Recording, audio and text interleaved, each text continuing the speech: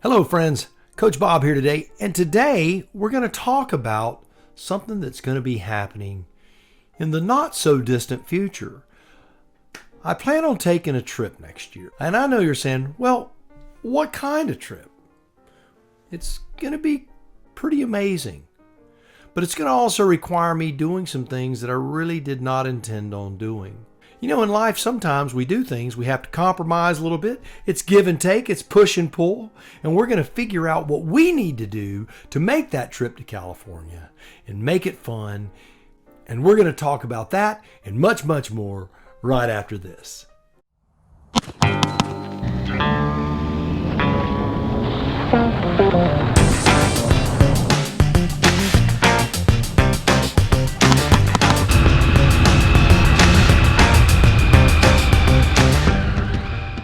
So what's the big deal? Planning a trip. You know, trips are pretty common and everybody takes them.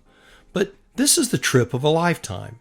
My son soon, as of February, will be living in San Diego, California, which is pretty exciting because as you see all of the naval things around here, my son will be home.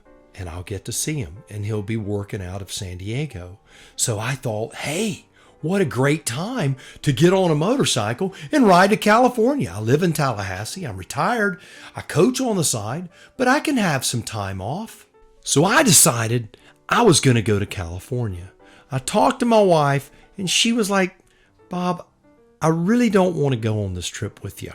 I may follow you in the van, but I certainly don't want to ride on a motorcycle. You see, my wife's a T7 paraplegic, and for those not in the know, that means you're paralyzed from about there on down. So riding on a motorcycle is very, very difficult. And in order for her to get on that motorcycle, I have to pick her up and put her on it. In order for her to get off the motorcycle, I have to pick her up and take her off of it. And then there's the problem of a wheelchair. Well, what do you do with it? Do you pull a trailer behind the motorcycle? Well, you know, I didn't plan on buying a really big bike. I was thinking maybe buying an FJR 1300, something like that. And I'm like, I'll sport tour over there. It'd be wonderful. Has cruise control, heated grips. It'd be great. I have no real time constraints.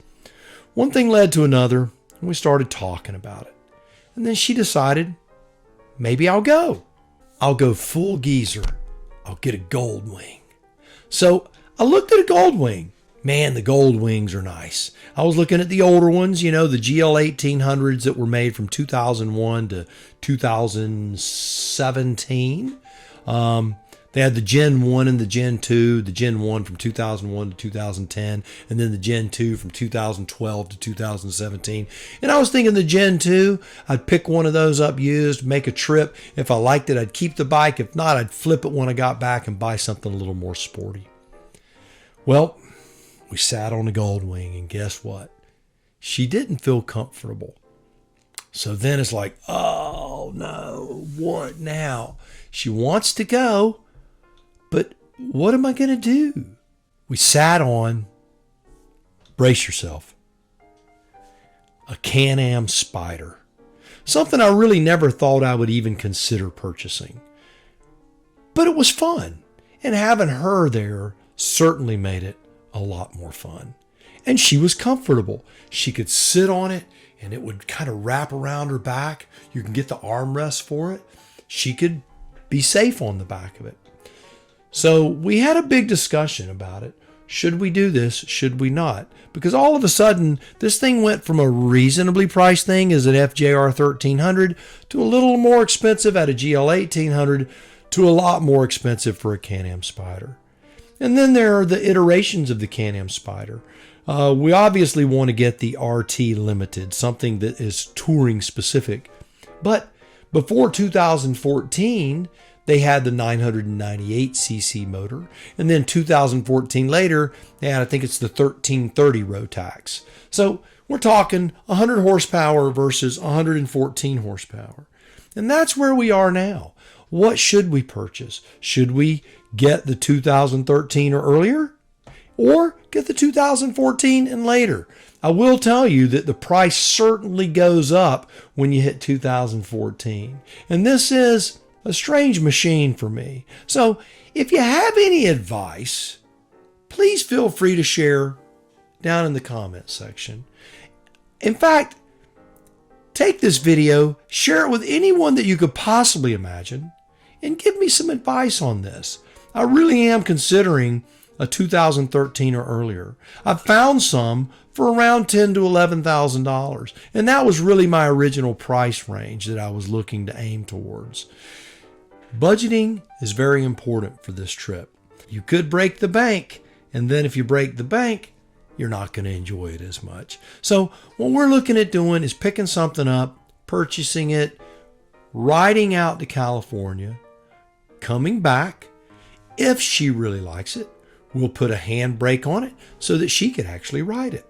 And then if she doesn't like it, if she only wants to ride with me, then we'll keep it, and then I'll pick something else up in addition to the CanAm Spyder. But I think that if she'll ride with me, I think that would be a great thing, and I think we'd have a really good time. So as opposed to me having advice for you this time, I'm looking for advice from you. What do you think? Do you think the CanAm Spyder is reliable? Is it worth buying? I'm going to be reaching out to some of my fellow vloggers.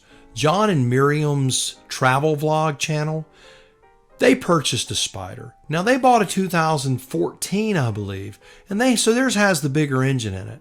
But I want to know if they know some people that have the one with the 998cc twin. Is it going to be enough at 100 horsepower? I think 100 horsepower for touring is more than adequate. I know that today we get bikes and they're in the big horsepower range, and my Speed Triple was like way up there in power. But do you really need that when you're just traveling and you're not in a real big hurry? We're certainly going to go to California and not get in a big hurry. And on the way back, we'd like to head up north, maybe go through South Dakota. I'd like to see Mount Rushmore and do some things and take a 6-week trip. This is actually doable, and it's going to be a lot of fun, and it's something that I can do with my beautiful wife. I'm looking for encouragement. So until then, get out there, get in shape, and seize the day.